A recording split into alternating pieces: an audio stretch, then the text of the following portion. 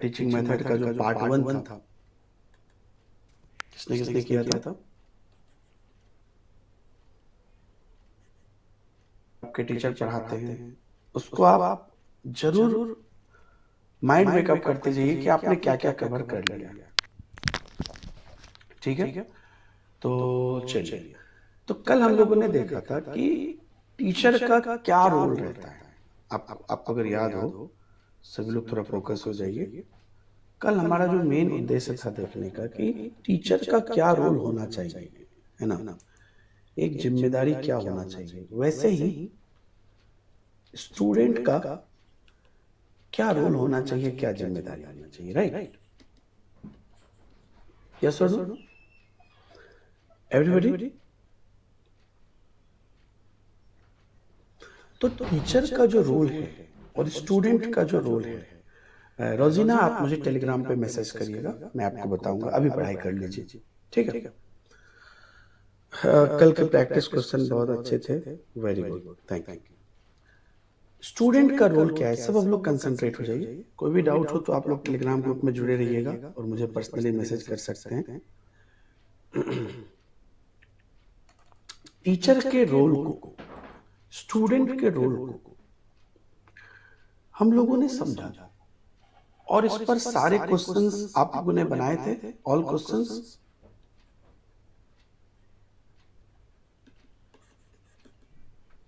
सारे क्वेश्चंस आप लोगों ने बनाए थे, ठीक है? वैसे मैं थोड़ा सा हिंट आपको दे देता हूँ रोजीना। हिंट क्या बता ही देता हूँ कि आप लोगों को प्रतिदिन क्लास देखना है। क्लास की थ्योरी हो गई, डेली बोलता हूँ, आप कोई भी मेरा क्लास देखोगे तो आपको ये लाइन मिल जाएगा।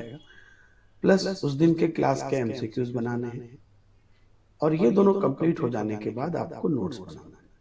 ये प्रैक्टिस आपको हर क्लास में करना है, चाहे वो आपकी क्लास छूट गई हो या आपकी क्लास अभी नहीं हुई हो, हर क्लास में यह करना है, ठीक है? सेम प्रैक्टिस आपको करना है, ओके? और वीकली रिवीजन करना है। अरे हैप्पी वुमेन्स डे यार, सबसे पहले सबको आप सब लोगों को बहुत बहुत धन्यवाद। तो ये रोल हम लोगों ने देखा, टीचर्स के, स्टूडेंट्स के, ये सारे रोल्स हम लोगों ने देखे, और काफी बेहतर रोल होना चाहिए। खैर, अब पॉइंट पर आते हैं। टीचर को समझ लिया, स्टूडेंट को समझ लिया, स्टूडेंट के महत्व को समझ लिया, टीचर के महत्व को समझ लिया, लेकिन आप ये बताइए, कहां पे था एंड्रोग्रोलॉजी? बेटा मुझे स्क्रीनशॉट भेजिएगा टेलीग्राम पर, मैं बता दूंगा। लेकिन यहां पर आज हम क्या देखने वाले हैं? आप में से कितनों को नहीं ऐसा लगता है कि टीचर स्टूडेंट के जो रिलेशन है वो इंपॉर्टेंट है? कितनों को ये लगता है, बताइए? There should be a healthy and cordial relation between the teacher and the student to achieve educational objective, and every child should have love and affection towards his student, every teacher, right? The caring nature of the teacher motivate the learner to do some productive work and consistently perform remarkable well in the class. It is the responsibility of the teacher to maintain relationship with the student, focusing on academic goal and academic need. तो कल जो हम लोगों ने देखा, teacher का role, student का role, अच्छा, अल्टीमेटली करना तो स्टूडेंट को ही है, तो स्टूडेंट की जिम्मेदारी सबसे बड़ी है। लेकिन क्योंकि स्टूडेंट है, उसको अपनी जिम्मेदारी का पता नहीं, तो इट्स टीचर्स रोल कि वो अपना रोल भी अदा करे और बच्चे को भी उनकी जो है जिम्मेदारी का एहसास कराए। जितने भी लोग क्लास में हैं, एवरी मोमेंट आप एक्टिव रहिएगा। ये मत सोच के कि अरे यार आए हैं चुपचाप सुन लेते हैं, फिर नहीं सिलेक्शन होगा, पूरा लगे रहिएगा, है ना? वेरी गुड, व्हाट्सएप, बिल्कुल ऐसे ही बाकी लोग भी। तो शिक्षक और छात्र के संबंध में सबसे महत्वपूर्ण बात यह है दोस्तों कि शैक्षिक उद्देश्य जो हमारा है उसको प्राप्त करने के लिए शिक्षक और छात्र के बीच एक स्वस्थ और सौहार्दपूर्ण संबंध होना चाहिए। स्वस्थ मतलब हेल्दी। आप पॉजिटिवली अपने टीचर को देखें और सौहार्दपूर्ण यानी कि बहुत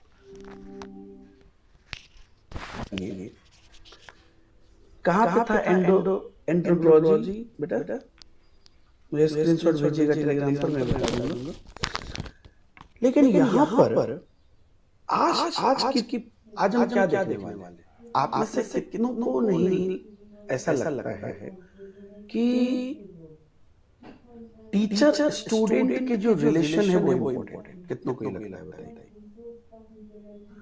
there should be a healthy and cordial relation between the teacher and the student to achieve educational objective, and every child should have love and affection towards his student, every teacher, right?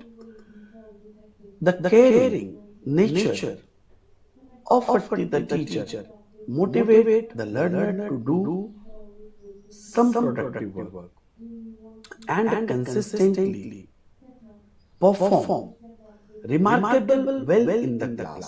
It is the responsibility of the teacher to maintain relationship with the student, focusing on academic goal and academic need.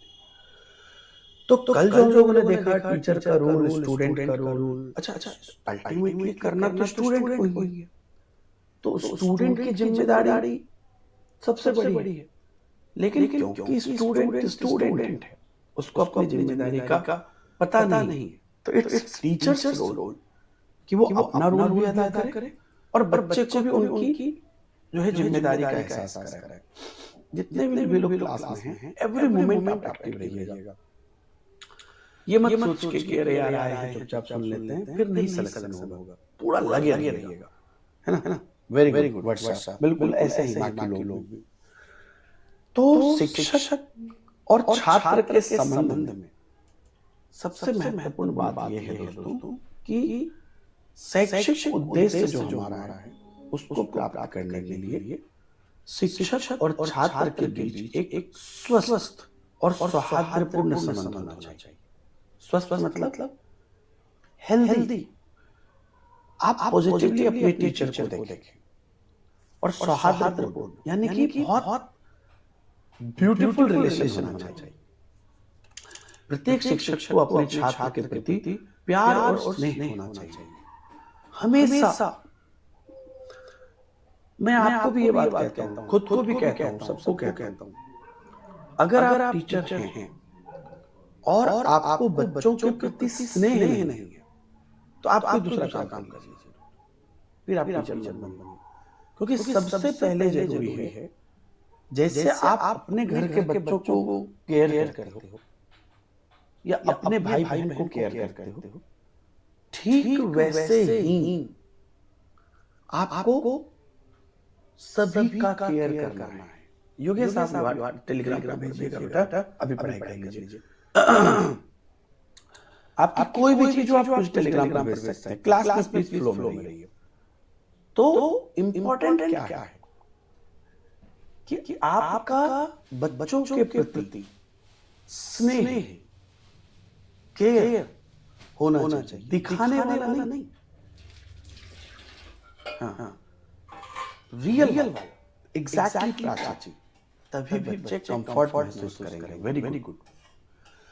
शिक्षक की देखभाल की प्रकृति शिक्षार्थी को कुछ उत्पादक काम करने और कक्षा में निरंतर उल्लेखनीय प्रदर्शन करने के लिए प्रेरित करती है ना? यह शिक्षक की जिम्मेदारी है कि वह शैक्षणिक लक्ष्य और शैक्षणिक आवश्यकता पर ध्यान केंद्रित करने वाले छात्रों के साथ संबंध बनाए।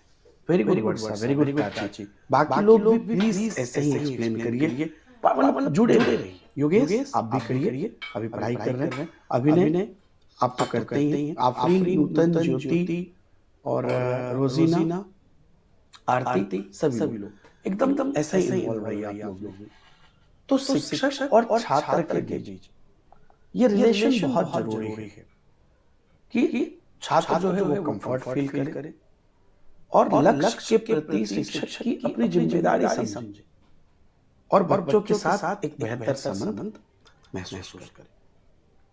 Several qualities define a positive relationship and pave the way to building powerful student-teacher relationship.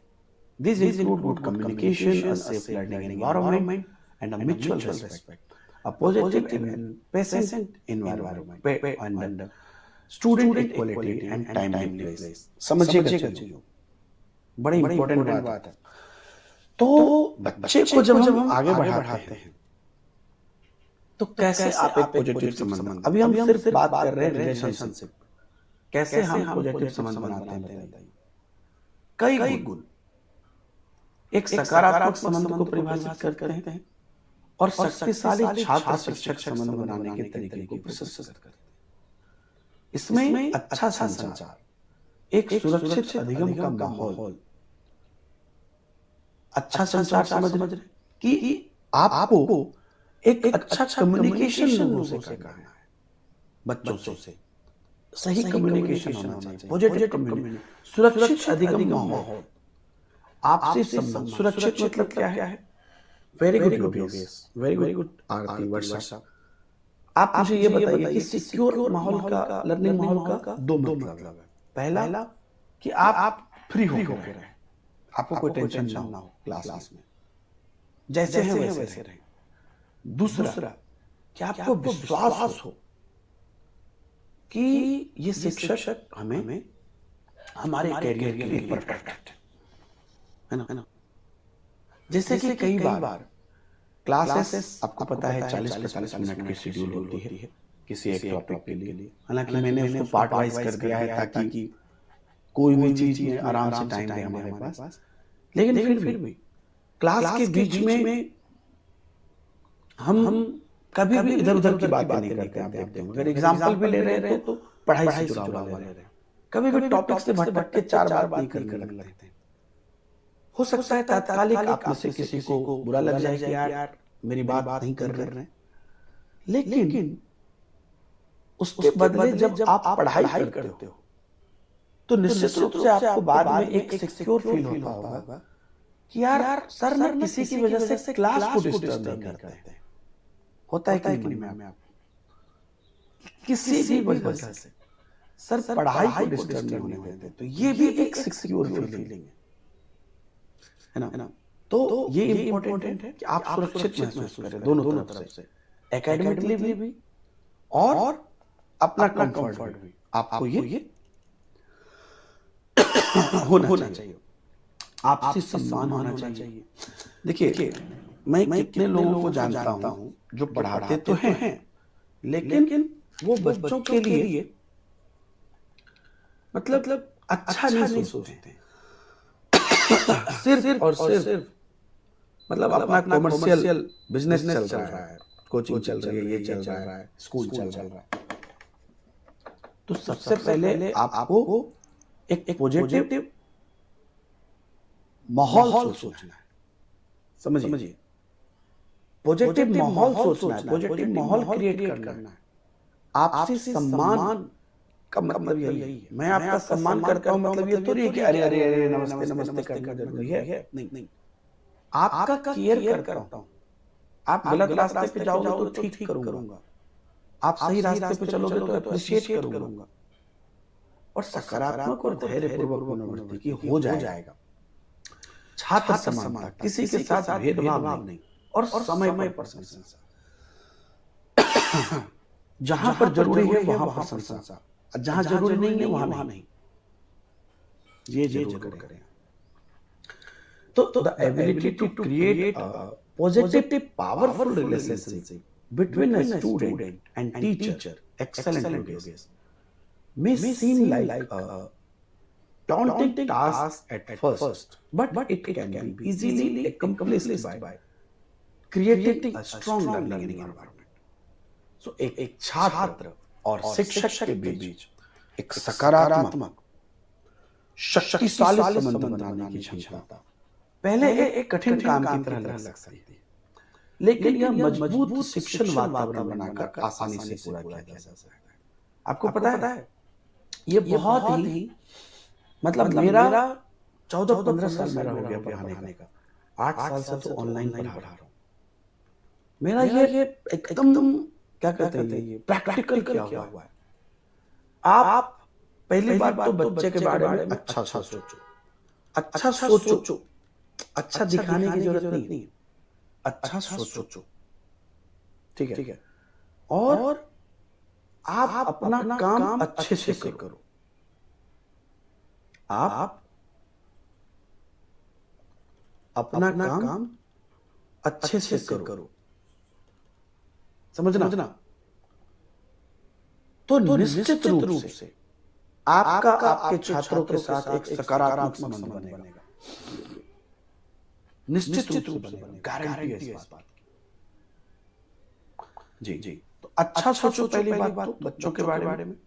दूसरा कि अच्छे से करो मतलब शिक्षण वातावरण आप अच्छा रखो। तो ना तो आपको अनुशासन करने की जरूरत है, शांत रहो, और ना ही आपको जबरदस्ती एक अच्छा रिलेशन बनाने की जरूरत है। आप ऑटोमेटिकली अच्छे रिलेशन हो जाएगा और ये नेचुरल प्रोसेस, ये मेरा क्या हुआ है। बाकी आप कितने भी बच्चों के साथ मीटअप करो, ये करो, वो करो, कोई ये नहीं। आप अच्छा सोचो, अच्छा करो, आपको बाकी किसी चीज की जरूरत नहीं। ये छोटे बच्चों के लिए भी। So learning is not a one way process. An effective learning environment is one in which everyone is involved, learns from each other. अभी मैंने क्या बोला कि यार बाकी लोग भी एक्सप्लेन करो, क्योंकि ये संभव ही नहीं है कि मैं आके प्रवचन देके चला जाऊंगा और आपको लर्निंग हो जाएगी। नहीं होगी यार। मैं तो क्या आपको आइंस्टाइन और न्यूटन भी आके पढ़ा दिए होते तो नहीं होते। इसमें सभी व्यक्ति एक दूसरे से सीखते हैं, है ना। तो जबकि एक छात्र एक शिक्षक से एक विषय सीखते हैं, शिक्षक सीखता है कि अपने शिक्षण कौशल में कैसे सुधार करें। आज जो हम ताबड़ में बोल देते हैं कि हमको 14 साल से ज्यादा का एक्सपीरियंस है, तो क्या है एग्जैक्टली आप बच्चे को एफर्ट करना सिखाता है। यस अभिनय, कि आप बच्चे को क्या है कि पॉजिटिव माहौल में रहना सिखाते हैं। इसलिए while a student learn a particular subject from a teacher learn how to improve his teaching skills and make a lesson more interesting by gaining insight from the student. Thus both parties learn from each other. तो आज जब मैं बोलता हूँ 14 साल का experience है, तो क्या कहना चाहिए कि मैंने 14 साल तक अलग अलग बच्चों को पढ़ाया है, तो मुझे उनसे भी लर्निंग हुई है। यही ना अनुभव का मतलब। ज्ञान तो मुझे तब भी था, अब भी है, लेकिन इंप्रूवमेंट कहाँ हुई कि जो इतने बच्चों के साथ जुड़ा, तो उसमें बहुत सारी सिचुएशन हुई होंगी। तो मेरे भी शिक्षण कौशल में सुधार हुआ है और आगे भी होगा। और बच्चों से अंतर्दृष्टि प्राप्त करके पाठ को कैसे रोचक बनाएं, इस प्रकार दोनों पक्ष एक दूसरे से सीखते हैं। तो शिक्षक बच्चे को एफर्ट करना सिखाता है। बड़ा अच्छा पॉइंट लगा मुझे ये आफरीन का, है ना, कि आप कैसे एफर्ट कर सकते हैं, आपको कैसे करना चाहिए, लेकिन शिक्षक खुद भी सीखता है। ये भी important. So mutual respect and trust are the foundation of any lasting relationship. Student teacher interaction there are based only on academic progress or behavior management, create control within a student and prevent true relationship building.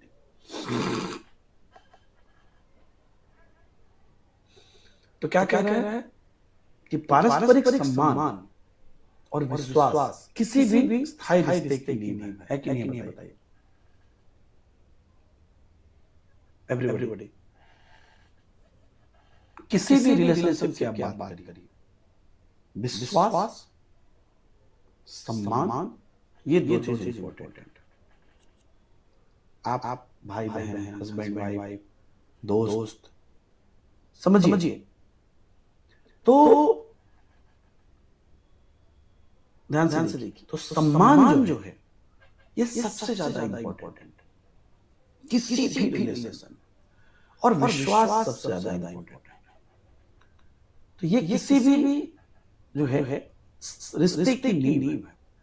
छात्र शिक्षक बातचीत जो केवल शैक्षणिक प्रगति या व्यवहार प्रबंधन पर आधारित है, एक छात्र के भीतर नियंत्रण पैदा करती है और सबसे संबंध निर्माण को रोकती है। तो यहां पर क्या है ना कि अगर मान लीजिए कि आप सिर्फ आते हैं और अपनी पढ़ाई करा के चले जाते हैं, है ना, तो उसमें क्या है, आपको सबसे संबंध नहीं होगा। हम आए अपना काम करके चले गए, आप आए अपना काम करके चले गए। यहाँ पर एक दूसरे के प्रति विश्वास, एक दूसरे के प्रति अपनापन, ये बहुत आवश्यक है। आपको अपने बच्चों के बीच में ये बहुत जरूरी है कि उनके प्रति ये विश्वास आप पैदा करें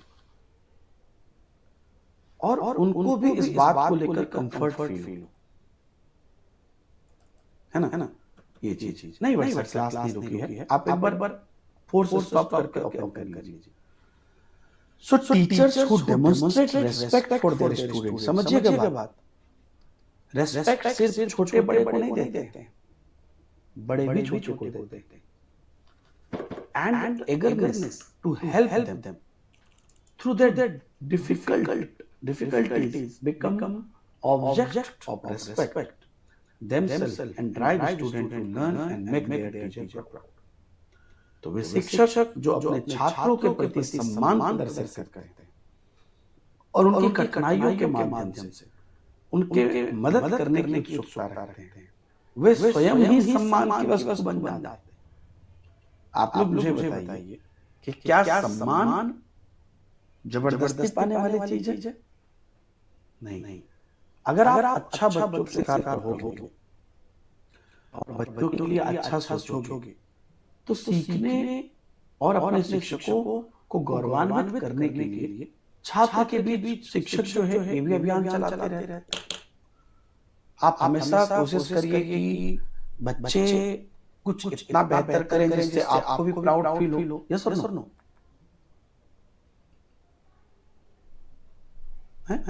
वेरी गुड आरती। तो बच्चा उस वातावरण में बहुत जल्दी सीखता है जहां अपना का एहसास और विचार का सम्मान मिले। एग्जैक्टली। तो इसलिए ये बहुत जरूरी है कि हम बच्चों को चीजों को सही मायने में लेकर चलें। अब थोड़ा सा हम टीचिंग मेथड की तरफ बढ़ते हैं कि शिक्षण विधि आखिर है क्या। टीचर समझ लिया, स्टूडेंट समझ लिया, दोनों के रिलेशन को समझ लिया। सिलेबस में आप देखते जाइएगा, सारा लाइन आपको है role of teacher, role of student, teacher student relation. Teaching method क्या है? Teaching method are those method with the help of which a teacher start and complete the work of teaching in the class according to the teaching method. There is interaction between teaching and student in the classroom. The more efficiently the teacher uses the teaching method, the better the environment is created in the classroom and the more effective the teaching learning process is. तो शिक्षण विधि क्या करता है? शिक्षण विधि का काम है कि जो आप तो अभी बात कर लिए कि चलो भाई रिलेशन अच्छा रखो, बच्चे के लिए अच्छा सोचो, बच्चे का सम्मान करो, बच्चे को अच्छे से पढ़ाओ। तो बच्चे को अच्छे से पढ़ाओ कैसे? बताओ। बच्चे को अच्छे से पढ़ाओ कैसे? सो वह विधियां जिनकी सहायता से एक शिक्षक कक्षा में पठन पाठन का कार्य प्रारंभ एवं संपन्न करता है। शिक्षण विधि के अनुसार ही कक्षा में शिक्षक और छात्रों के बीच इंटरैक्शन होती है। शिक्षक जितनी कुशलता से शिक्षण विधि का प्रयोग करता है, कक्षा में उतना ही अच्छा वातावरण उत्पन्न होता है और शिक्षण अधिगम प्रक्रिया प्रभावशाली होती है। सो टीचिंग मेथड वह मेथड है जिसके हेल्प से एक शिक्षक कक्षा में पढ़ने पढ़ाने का कार्य कराते हैं और उसी के माध्यम से हम आप इंटरेक्शन करते हैं। अब जैसे कि आप लोग तो चलिए बड़े बच्चे, लेकिन छोटे बच्चे को तो मेरी बेटी स्कूल जाती तो उसको देखता हूं मैं कैसे करके वो जेड लिखाने भी कैसे ब्यूटीफुल तरीके से सिखाती है उनके टीचर लोग। और भाई प्राइमरी में प्राइमरी के हिसाब से, समझ रहे हो? तो वह विधियां जिनकी सहायता से एक शिक्षक कक्षा में पठन पाठन का कार्य प्रारंभ और संपन्न करते हैं और उसके अनुसार ही कक्षा में शिक्षण और छात्र के बीच इंटरेक्शन करते हैं। शिक्षक जितनी कुशलता से शिक्षण विधि का प्रयोग करता है, कक्षा में उतना ही अच्छा पर्यावरण उत्पन्न होता है और शिक्षण अधिगम प्रक्रिया प्रभावशाली होती है। मतलब एक सेंटेंस आपने सुना होगा, एक शायरी की, कौन सी बात कहाँ कही जाती है, कैसे कही जाती है, ये हुनर हो तो हर बात सही जाती है। तो ये आपके जीवन में भी है। आप किसी भी रिश्ते में तो आप कैसे कोई बात कह रहे हैं, कहाँ कह रहे हैं, तो वैसे समझी जाएगी। तो शिक्षण विधि पढ़ाने में आपको इसी चीज को फुलफिल करता है कि अगर आप चाहते हैं कि बच्चा समझे तो कौन सी बात कैसे कहनी है, कहाँ कहनी है, ये इम्पोर्टेंट। आप देखिए निजी जिंदगी में भी सारी लड़ाई इसी चीज की।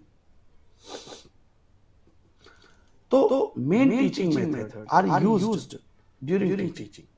Which teaching method to be used where, how, and in what manner depends on the skill of the teacher. There are many types of teaching method, like lecture method, demonstration method, lecture demonstration method, question answer method, etc.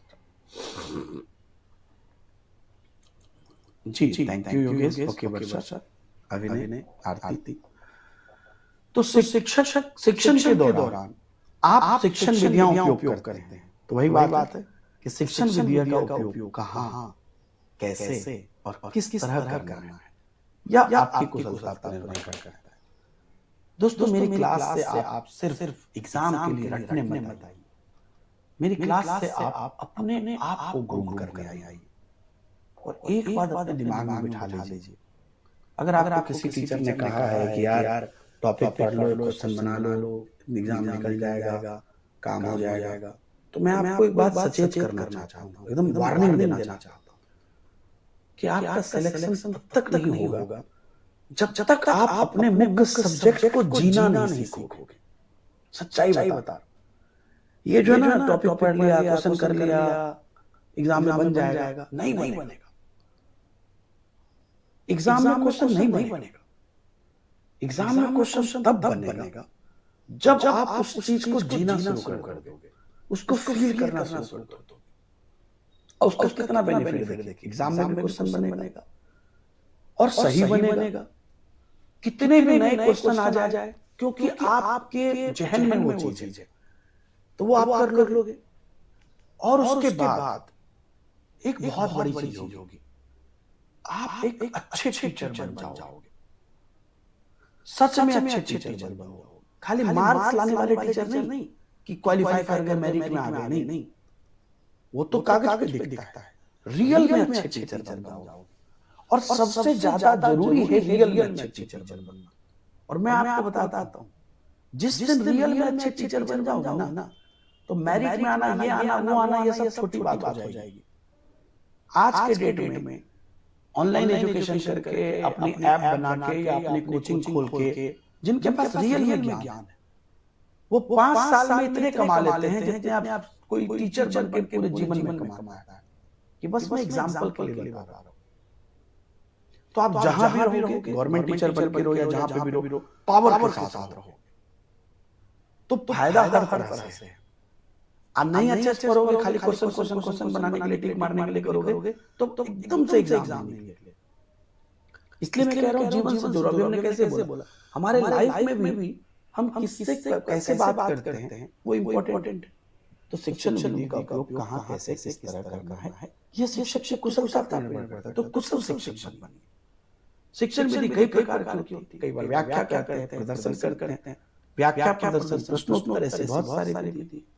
तो व्याख्या विधि तो आप जानते हैं क्या है, lecture method. This is the method which every teacher used to clarify the topic. The teacher can also use the method outside the classroom. This method is an ancient method in ancient time.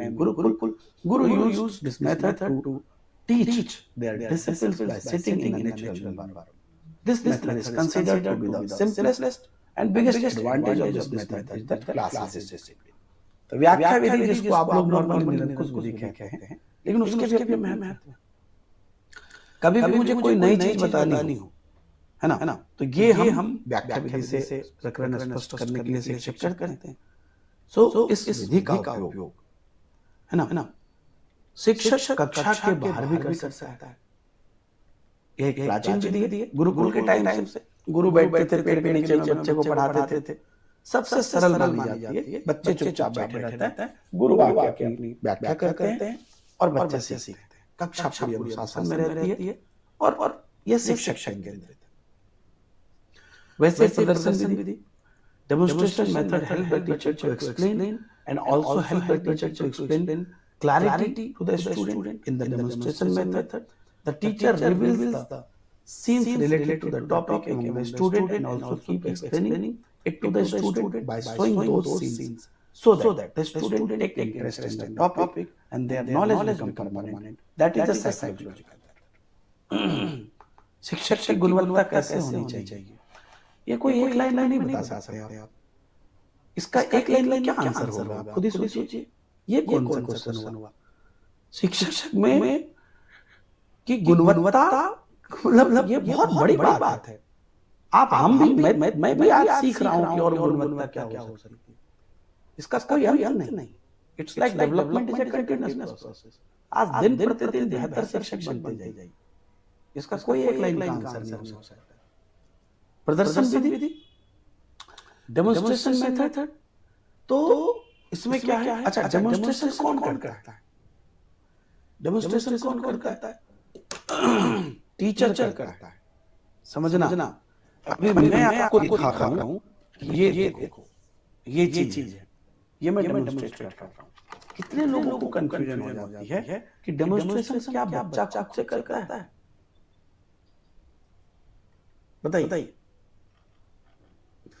तो demonstration बच्चा खुद से नहीं करता है, demonstration teacher करता है।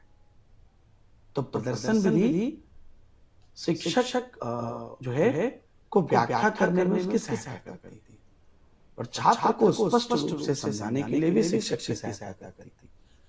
प्रदर्शन विधि में शिक्षक छात्रों के बीच प्रकरण से संबंधित दृश्य को प्रकट करता है, साथ ही वो दिखाकर छात्रों को स्पष्ट करता है। छात्र भी रुचि लेते हैं और ज्ञान स्थायी होता है।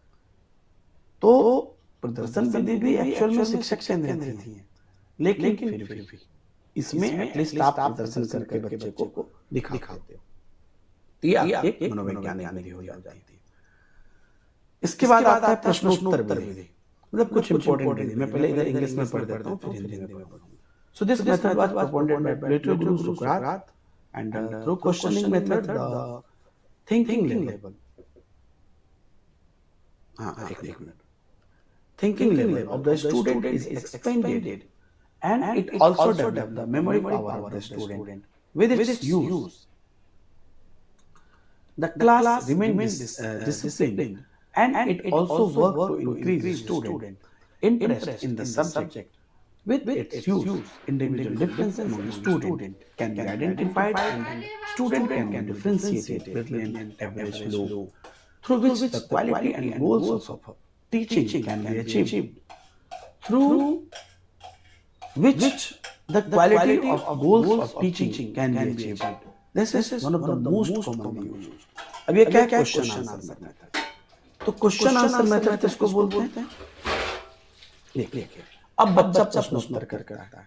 बेटा किसी भी लेवल पे न्यूटन आप हर प्रकार की विधि अपनाते हैं, लेकिन ये है कि छोटे बच्चे को आप चाइल्ड सेंट्रिक अपनाओ। अभी आप आगे की क्लासेस में भी पढ़ोगे, पहले की क्लासेस में भी है, तो चाइल्ड सेंट्रिक ज्यादा अपनाओ छोटे बच्चों को, क्योंकि छोटा बच्चा आपकी प्रवचन को ज्यादा नहीं समझ पाएगा। तो वही बात है, जैसे अभी मैंने योगेश को क्या बोला कि गुणवत्ता का कोई पैमाना एक नहीं, ये आपके सिचुएशन के हिसाब से आपको अपने आप को बढ़ाते जाना है। इसका वही है, आप बोलोगे कि डेवलपमेंट का अंत क्या है? कोई अंत नहीं। तो वैसे ही बच्चे को पढ़ाने में किस टाइम पर क्या चीज यूजफुल होगा, ये आपको उस सिचुएशन के अकॉर्डिंग चूज करना पड़ेगा। कहीं पर हो सकता है नई चीजें बताने के लिए आप उनको बता दें, लेकिन हाँ, बच्चे को जितना ज्यादा आप करके सिखाएंगे उतना अच्छा होगा। जैसे प्रदर्शन विधि में आप जो है कोई चीज प्रदर्शन, मतलब जब आपके पास वो टास्क आएगा ना, तभी आपको डिसाइड करना पड़ेगा कि इसको किस विषय से कराना है। लेकिन हाँ, क्वेश्चनिंग क्या कहते हैं, व्याख्या से ज्यादा अच्छा आप प्रदर्शन में सीखोगे, और प्रदर्शन से ज्यादा अच्छा आप क्वेश्चन आंसर में सीखोगे। जैसे अभी हम आप क्वेश्चन आंसर कर रहे हैं, तो ये सुकरात के द्वारा दिया गया प्रश्नोत्तर विधि द्वारा आपके चिंतन का स्तर पर किया जाता है। आप में से कभी भी अगर कोई मेरे से टेलीग्राम पर कोई क्वेश्चन भेजोगे, तो मैं डायरेक्ट आंसर नहीं करता हूँ। मैं बोलता हूँ कि आप बताओ इसमें आपको क्या लगा, आपको कहाँ कंफ्यूजन हुई और क्या आपके हिसाब से करेक्ट।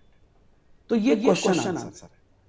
तो छात्रों की पुनः स्मरण शक्ति का भी विकास होता है और अनुशासन भी रहता है, क्योंकि आप इन्वॉल्व रहते हो चीजों में। प्रकरण को लेकर रुचि भी बढ़ती है। जैसे कि कोई बच्चा कभी क्या लिख देगा, सर रिपीट कर दो। कोई बच्चा लिखेगा सर समझ नहीं आया, तो क्या होता है, ध्यान नहीं दिया, समझा नहीं, तो मैं उसको बोलता हूँ कि दोबारा क्लास देना। लेकिन अगर कोई मेरे से एग्जैक्ट क्वेश्चन पूछा, है ना, जैसे कि आरती ने पूछा, सॉरी नूतन ने पूछा कि प्राइमरी लेवल पर कौन सा प्रभाव है। अब जैसे क्या कहते हैं, योगेश ने पूछा, तो आप अगर कोई स्पेसिफिक क्वेश्चन पूछोगे तो वो निश्चित रूप से आपके दिमाग की उपज है, तो वहां पर हम जरूर बात करेंगे, चाहे जो भी उसके रिलेटेड बात हो। लेकिन आप कहोगे सर रिपीट कर दो, आप कहोगे सर फिर से बता दो, तो मैं उसको बोलूंगा कि आप रिकॉर्डिंग है दोबारा देख लो। लेकिन अगर आपको प्रॉब्लम है तो एग्जैक्ट प्रॉब्लम क्या है वो आपको तभी पता चलेगा जब आप पढ़ोगे, है कि नहीं। तो क्वेश्चन आंसर से चीजें क्लियर होती है। तो वो क्वेश्चन आंसर है कि बताओ क्या प्रॉब्लम है, कहाँ पे प्रॉब्लम है, तो बच्चे से निकलवाइए चीजों।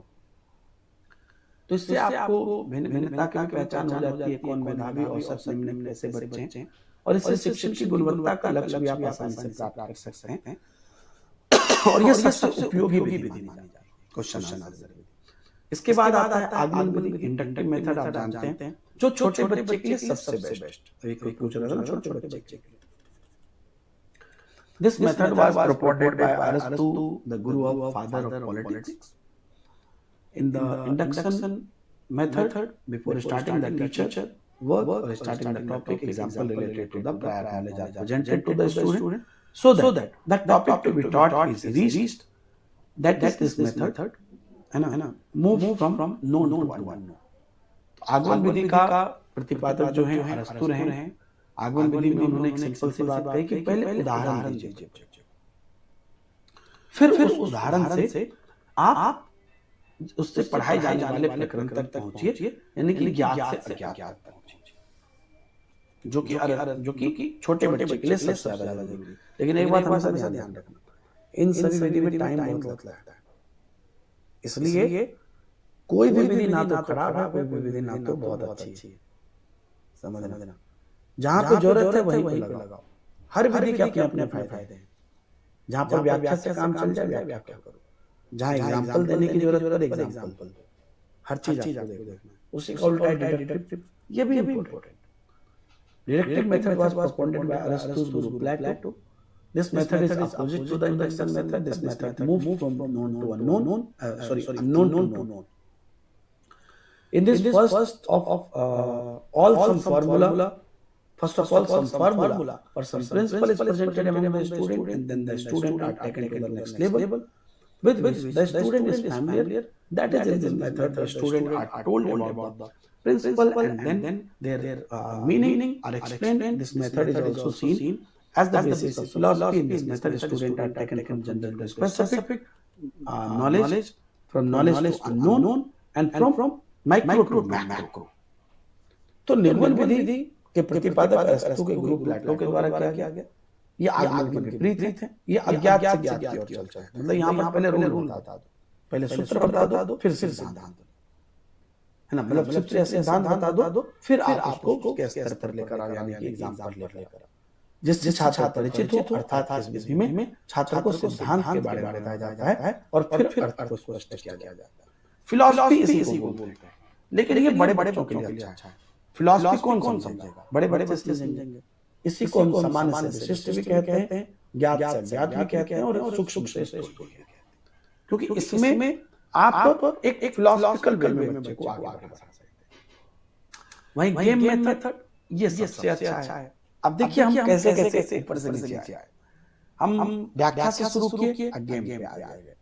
तो in modern time to provide primary education, children and infant are imparted education through games. Henry Caldwell Cook is seen as the exponent of this method. That is the interesting method in which child expresses his full interest, due to which the knowledge can become permanent and the student can store the knowledge in his mind for a long time. तो सबसे बेहतर क्या है, देखिए आधुनिक समय में प्राथमिक शिक्षा प्रदान करने हेतु बालक और शिशु में खेल खेल में शिक्षा प्रदान करवाई जाती है। इस विधि के प्रतिपादक के रूप में हेनरी कॉल्डवेल को देखा जाता है। यह रुचिकर विधि, तो खेल से ज्यादा रुचि बच्चे के लिए कुछ हो नहीं सकती। सो बालक रुचि प्रकट करता है, जिसके कारण उनका ज्ञान स्थायी हो जाता है और लंबे समय तक रहता है। लेकिन मुझे आप बताइए, क्या हर चीज आप खेल से करा सकते हो? नहीं। हर चीज आप आगमन से करा सकते हो फिलोसफिकल वे में? नहीं। हर चीज आप आगमन से करा सकते हो? नहीं। कुछ चीजें करा सकते हो तो वो चीज कराओ। क्वेश्चन आंसर से हर चीज हो जाएगा क्या? नहीं। और क्या प्रदर्शन हर चीज का प्रदर्शन कर पाओगे क्या? नहीं। कोई भी अमूर्त चीज का प्रदर्शन कैसे करोगे?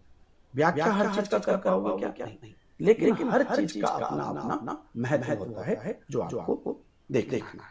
आज अगेन मैंने आपको बहुत सारे क्वेश्चन दिए हैं जो आपको अपने से बनाने हैं। जी निकने या योगेश, बिल्कुल आरती, वर्षा।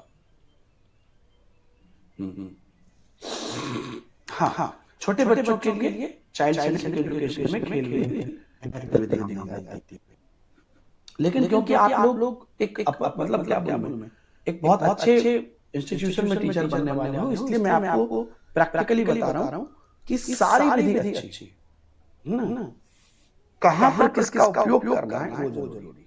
अब मान लीजिए आप एक बच्चे को कोई गंभीर कंसेप्ट बता रहे हैं, तो वहां पर खेल विधि नहीं लगाओगे ना। अध्यापक विद्यार्थी संबंध की प्रकृति कैसे होनी चाहिए? सहयोगात्मक होनी चाहिए, है ना। टॉपिक से समझ में आएगा कि बच्चे को कंसेप्ट किस मेथड से क्लियर होगा। एग्जैक्टली वही मैं बताना चाह रहा हूं। मतलब सीटेट लेवल पर इतना डीप में हम आपको नहीं बोलते, लेकिन यहाँ पर यही इसलिए मैं आपको बोल रहा हूँ। ये विधि अच्छी, ये विधि खराब, यहाँ पर ऐसे नहीं बात कर रहे हैं। सारी विधि अच्छी, आप सभी की कमियां और सभी की खूबियां आपको पता होनी चाहिए। आज 10 बजे यूट्यूब नहीं है, आज 9 बजे है। आज 9 बजे है। आज 9 बजे क्या है? टीजीटी चैनल जो है, उस चैनल पर मेरी क्लास है EMRS के लिए टीचिंग एप्टीट्यूड, ठीक है। और वो 1.5 घंटे की मैराथन है। लेकिन क्योंकि टीचिंग एप्टीट्यूड है, तो वो एक ऐसा जनरल टॉपिक है जो वो रेलवे में भी है, KBS में भी है, सब में है। तो मैं टेलीग्राम पर लिंक डाल देता हूँ, आप सब लोग जुड़ जाइएगा। वो 9 से 10:30 तक। अच्छे संबंध विकसित करने के लिए शिक्षक को क्या करना चाहिए? व्यक्तिगत ध्यान देना चाहिए। बिल्कुल। तो बहुत सारे क्वेश्चन यहाँ पर मैंने दिए हैं आपको होमवर्क में, तो खुद से बनाइए। क्वेश्चन को एकदम जब भी बनाइए ना, अपने आप को पावरफुल मान बनाइए। मैं टीचर हूं, मैं बना रहा हूं। ठीक। बहुत बहुत धन्यवाद। इसके एमसीक्यूज आप बाद में बना लीजिएगा। अभी मैं आपको टेलीग्राम पर लिंक दे देता हूँ 9 बजे वाली क्लास की, उसमें आप जुड़ जाइए। ठीक। Thank you very much.